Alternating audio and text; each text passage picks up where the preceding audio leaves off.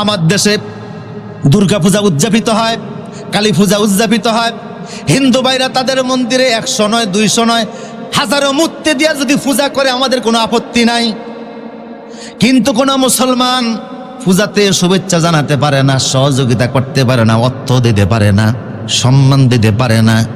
কোনো পূজার ক্ষতি করা যাবে না, কিন্তু কোনো পূজাতে শুভেচ্ছাও জানানো যাবে না। মুসলমান মনে রেখো, তোমার আমল নামার ভিতরে শিরকের ফোঁট যদি সামান্য ছিটাফুটা থাকে, হাজার হাজার বছরের নেক আমল থাকলেও মুহূর্তের মধ্যে আল্লাহ সব বিনাশ করে দিবেন। কথা বলো ঠিক কিনা? শিরকের সাথে ইসলামের কোনো আপোষ।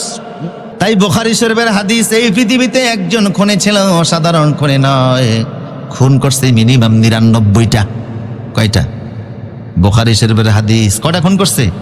99টা খুন করার পরেও যখন তার জন্য তওবার চেতনা জাগছে, এক আবেদের কাছে গিয়েছে। আবেদকে বলে, হুজুর আমি তওবা করতে চাই।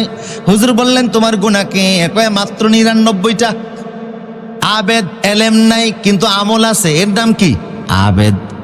আবেদ বলে, তোর মতো পাপের কোনো ক্ষমা হবে না, আমার এখান থেকে বের হয়ে যা। যুবক বলল, আমার ক্ষমাই যদি না হয় তা আপনার বাসে রাখতে লাভ কি?